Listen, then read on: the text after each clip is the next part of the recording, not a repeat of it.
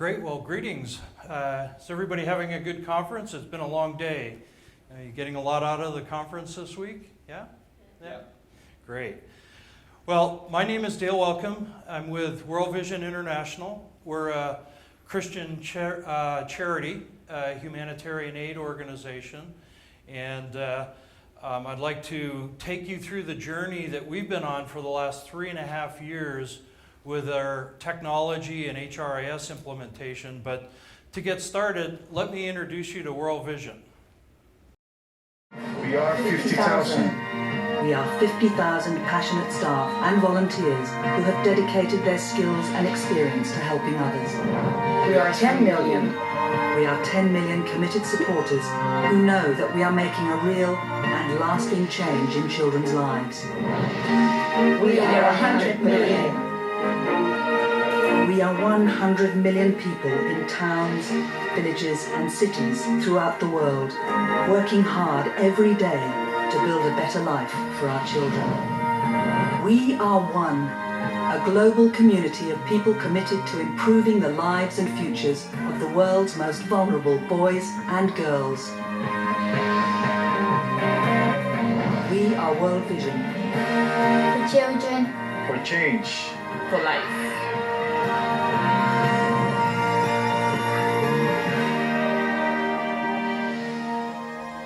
As I said, we're a Christian organization, and Jesus said that let the children come. And we really take that to heart, even for those of us in HR in the work that we do. But we look to affect 150 million of the children that are the most vulnerable in the poorest communities around the world.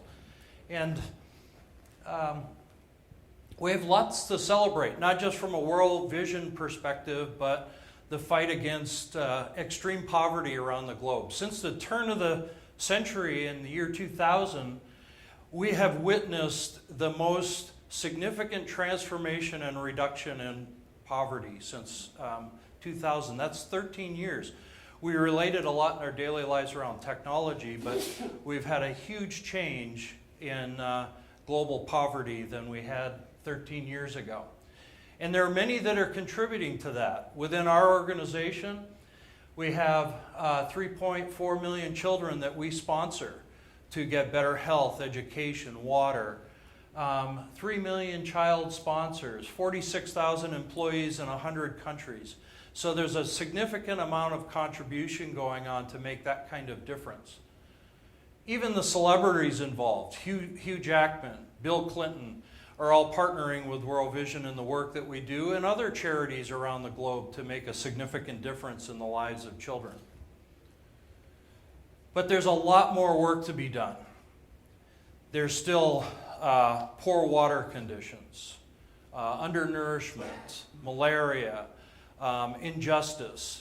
As we sit here today, 7,500 children will die just because of undernourishment. That doesn't include water and health and a whole variety of other issues. So there's still a significant amount of work to do ahead of us. But we do have hope. We have a lot more data today than we've ever had in the past in terms of how to make the right interventions in the right places to make a difference. And I think that's a big result that we're seeing over the last 13 years and why there's been such a transformation. So we do have hope that we can make a difference. So what does that have to do with HR and HR transformation? Well, for us with 46,000 employees, it has a lot to do with it in terms of how we support our employees, how we engage our employees, how we put them in the right places to do the work that they do in many of the most remote places around the world.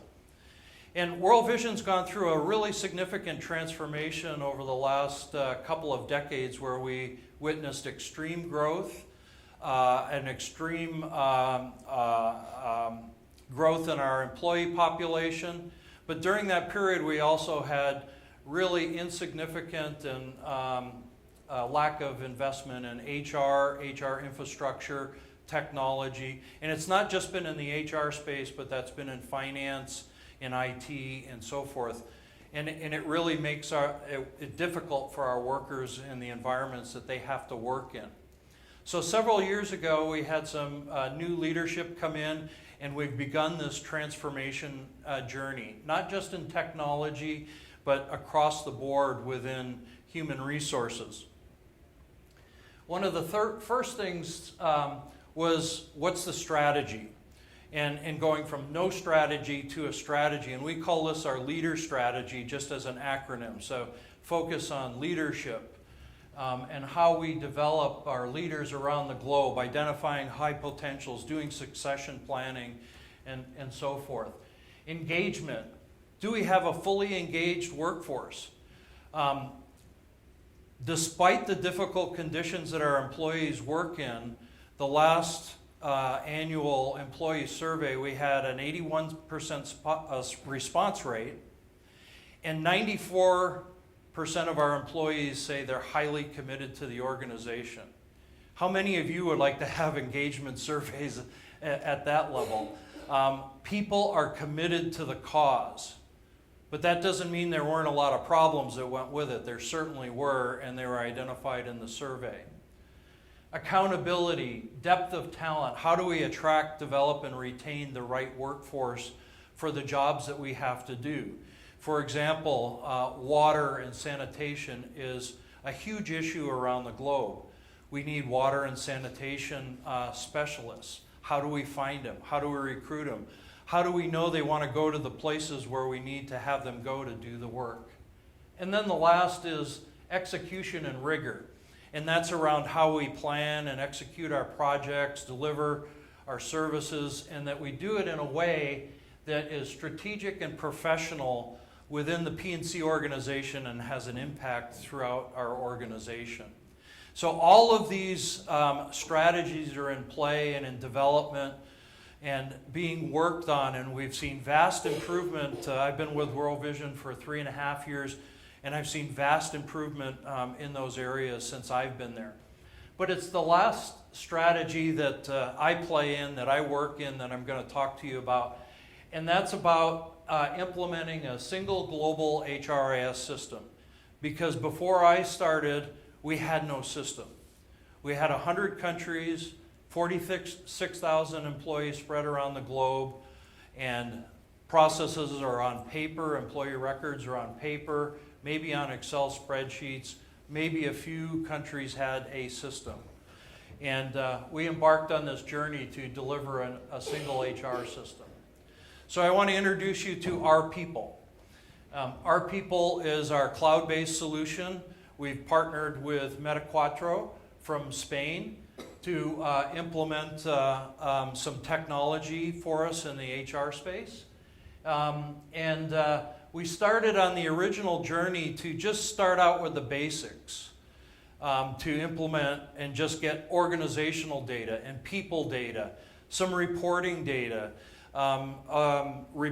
data around absence, so employees could request an absence and their manager could approve it, and do all of that through self-service. That's where we started. And it's been a really great strategic relationship with Metaphor in that they've been with us on this journey for the last 3.5 years supporting us. And we couldn't have done it without them. We went through the typical processes that you go through in a project where you go and try to get business requirements and global standards. If you can imagine trying to sort out the diverse policies and procedures and processes and lack of data that we had across 100 countries and then say, this is the standard way we're going to do it. It was a huge challenge and took us months to do that. And then to get agreement on it. We went through testing. We got the application up and running and it was available and we're ready to load data. We went through the testing process. Through the testing process was the one point where we brought in an implementation partner, Accenture, to help us through that. Other than that, we've done this pretty much on our own, except for the help that we've got from Metaphor on the technology side. So in the last 3.5 years, in the middle of that, we took about 15 months where we did a global rollout. We didn't do a big bang approach. We did a global rollout and went from region to region and implemented it. We'd go into a region, do some training, and then the countries would have about a 20-week window to go out, gather their data, put it together, make configuration decisions, get the system set up. We'd load the data, and then they would be trained and off the go to run the system in their country. I had a team of 10 people that guided the countries through that process as we did it. And over that course of 15 months, we got 30,000 employees and about 70 offices on the system. We don't have everybody there yet. We're looking to bring the rest of the organization on in 2014, but we're getting there. We've made really significant progress. And I think back the first month that I started at World Vision, and I had been there for about a month, and this was in February 2010. So if you remember your history, in January 2010 was the Haiti earthquake. Just devastated that country. I come on board, and within that month, I'm in a meeting with the national director from Haiti, who runs our operations there. And he went through his story of the earthquake and how they were trying to recover. We had 900 workers there. There were several days that he didn't even know if his family was alive or buried in the apartment complex where his wife and children lived. But his 900 employees, he didn't know where they were either those initial days, because all of their records were on paper and filing cabinets in a building they couldn't access because they were afraid it was going to fall over. So that's a significant example, but not all that unusual in a lot of our offices in terms of the data that they had to put together in order for us to implement it. So that was a huge challenge for us to collect that data, get it accurate, and get it into the system. And we were just delighted to get through 30,000 employees, given those circumstances. Some countries would have to go out and solicit employees directly and ask them for the details that we were looking for. So that was a bit of what we had to go through in that process. Since then, we're starting to add additional functionality. Next month, we'll have cash compensation up and running. We have analytics installed, and we're utilizing that. Over the next year, we'll be implementing talent and recruitment. And again, going out to a global rollout region by region and implementing our recruitment processes. So we're making a lot of progress where we started from very little to nothing to we're really starting to feel like we've got something special for us. Especially when we look back 3 and 4 years ago and what we had. But it wasn't easy. I alluded to the challenges that we had around data collection, getting agreements from countries as to how they had to do their business processes, getting them to agree to the system to implement it to begin with. World Vision has had a culture where in a country, if they don't want to implement something, they just either ignore it or say no. And so we were in that constant challenge of how do we engage them to bring them on board. And rarely did I have to go to our senior leaders to kind of force it on them, but that we could demonstrate the benefits and give them a vision of what that's going to look like in the future, and then they would get on board with us. Lack of standards in how they do business, lack of capability for people that work out in the field and work in offices like Burundi. Do they even know how to run an Excel spreadsheet? Equipment that was outdated, finding out that their operating systems, hardware and stuff wouldn't meet our specifications and we'd have to upgrade them. Probably the biggest issue we had, though, was around connectivity, because we do operate in a lot of remote locations around the world. And frankly, it's probably a problem that we aren't going to solve completely in the near future.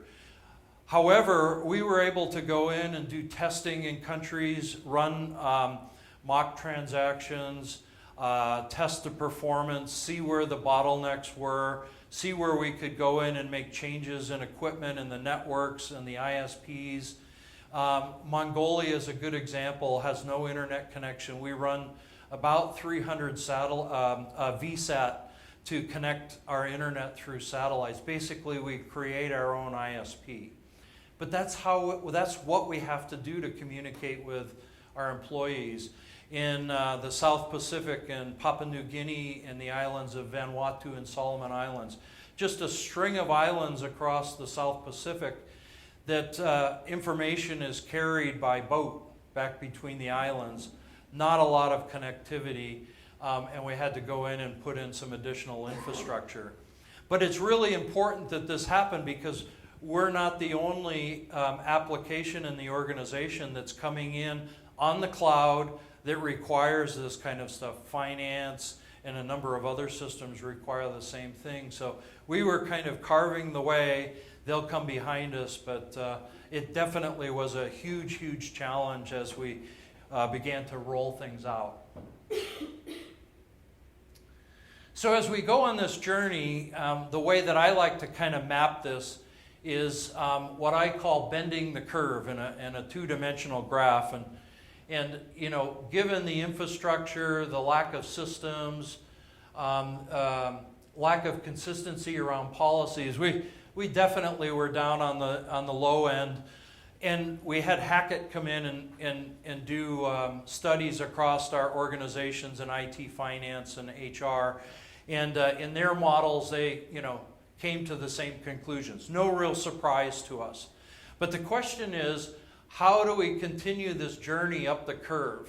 How do we improve our effectiveness through the technology that we implement? And this applies for the whole strategy within people and culture. That's what we call HR.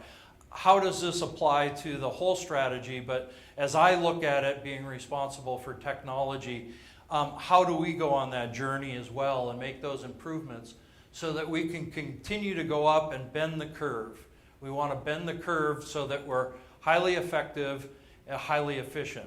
Now, there'll be some things that will come into play that will really help us along that, particularly on the efficiency line of shared services. We've started on a journey now of implementing shared services, and that will start to bring in the diversity that we have, where we have people and process spread out all over the organization into centralized locations, and that will help improve our efficiency, drive down cost, and so forth.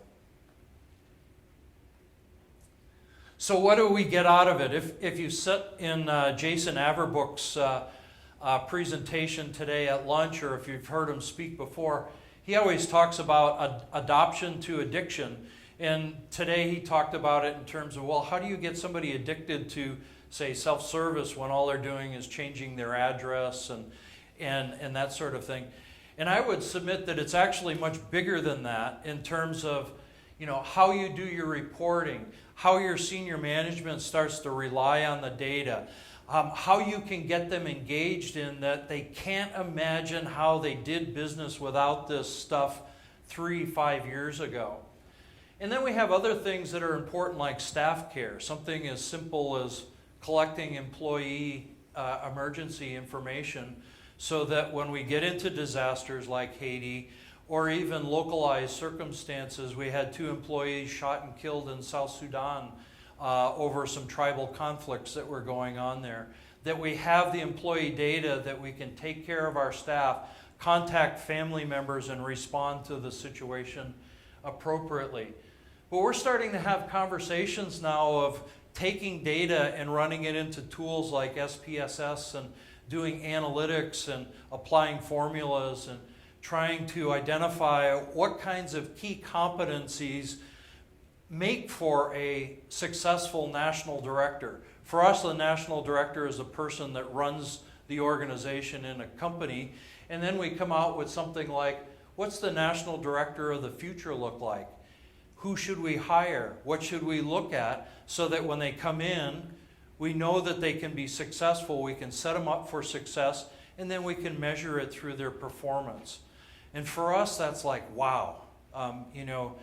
3 years ago, we didn't even imagine being able to do that across the organization. Or if we did it, it was awfully painful to get the data in order to do it. So these are the kinds of things that for us will bring us from adoption, and certainly we want adoption, and I have dashboards and measures to ensure that we're adopting the system and that it's getting used. But this creates the addiction, because when you start creating data and information to managers for decision making and so forth, then they become addicted to it and can't live without it. So why does all of this matter? I think you can start to make some inferences as to why it matters, but for us at World Vision, it really comes down to the services that we deliver to our children and the difference that we can make in their life that changes their life forever. From a life of poverty, illiteracy, whatever the circumstances are, to being something different. So I use the example of South Sudan, population 10.6 million, just a little bit over 50% of a poverty rate. And if you read the newspapers, you hear about the conflict in the Sudans all the time. So if you take a what if of when we have the inability to recruit, to generate succession plans, to maintain and retain our staff, when we can't do that effectively and we have high turnover in addition to that, our programs in the field slow down. And that affects children. Children don't get the services they need. So if you have key positions that sit out there for 6 months, 8 months, because you can't fill them and you're not sure who are the right people to fill, or you fill them and they're the wrong people and then they move on and you got to go through the process again. Or if you take the other scenario, when we really move up that curve in the graph where we're effective and efficient in the way that we recruit, train, ramp up our people, retain them, create learning environment for them, reduce turnover, and then you have those kinds of positions, less time to fill positions, and you can keep those programs moving much more efficiently. Just think for a moment about which of those children that would be impacted by that will thrive to become the leaders of their community in the area that we're serving, in this case in South Sudan. To us, that's what really gets us excited about all of this. So let me just wrap up, and I'll share this video to close with you. I like this video, and I stole it from another speaker at another conference. But this is a video of a phenomenon in nature called murmuration. I don't know if any of you are familiar. I love watching these videos of, these are starlings flying through the air. And it's amazing, just hundreds of thousands of them flying in harmony. Not crashing together, not colliding. They protect themselves. It's just an amazing phenomenon. And I want you to think for a minute of, imagine the possibilities. For us at World Vision, the possibilities are, how can we go through this transformation within HR to create standardization and harmony and be much more effective in the way that we support and serve our staff around the globe. And that has real impact for us in how we impact children. And it makes a difference in their lives. Now for you, I want you to imagine those children that then become leaders in their community. They start businesses, they grow economically, and all of a sudden new markets emerge. And maybe those are in your markets, and maybe they're your customers, and maybe they become part of your business. So this really is important work for us, and we take it really, really seriously. And it really does come down to, what about the children? So I'd invite you to join me on imagining the possibilities of what we can do and others can do to make a difference in the children's lives, even if we do just work in HR. Thank you.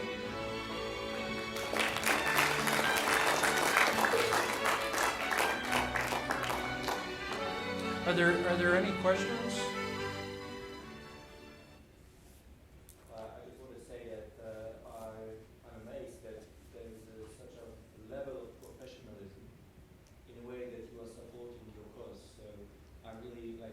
and I would like to thank you. Thank you, thank you.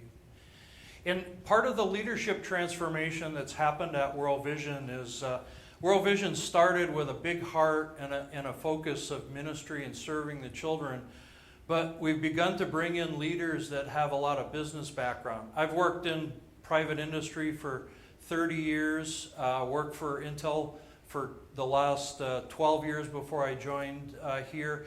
And many of our leaders are the same, including our CEO, our Chief People Officer, and down. And that has really been the impetus to make that transition, to really make us a professional organization and work and behave our size, 46,000 employees. So thank you very much for that compliment. I've worked for a similar organization such as yours, and my experience is that people join an organization because they want to work for a good cause, and that's also private business. And with that comes also certain resistance to policies and everything that's normal in the business culture. Also, if you work a lot with volunteers in an organization as that, how did you manage that in terms of change management in this country? That was really difficult, and you're precisely right as we went out to the countries, and it took a lot of selling, a lot of communication. But the one key at World Vision that is so important for us is relationship.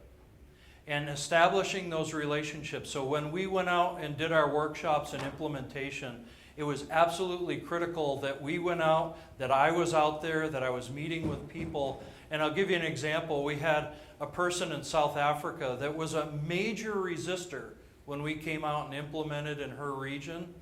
And we've worked with her. We've gone above and beyond to maintain the relationship, find out what the issues were, and help her. And I just happened to see her in Los Angeles last week when she was there for some training. She came up to me and gave me a big hug. Their data from their dashboard in their country and regions is completely turning around. And now we have a bond like none other. And that was really the key. You couldn't go out and just do communications and typical marketing change plans. It had to include relationship, and that's what I think makes a difference for us. Yeah. Other questions or comments? One last question. Are you also supported by large multinationals in terms of services, advice for your organization? We are, in terms of pro bono work, whether it be on a professional services side. The work we did at Accenture was not free, but significantly reduced price, and that's the only way we could afford them. And through multinationals in terms of gifts in kind, goods. We work with corporations where we know we need certain kinds of goods, and we work with them to where they give us goods to our specifications, and that becomes their gift to us. So we do work pretty extensively with that, and it's pretty critical as part of our delivery of service. Well, good. Thank you very much, and I appreciate you coming this afternoon.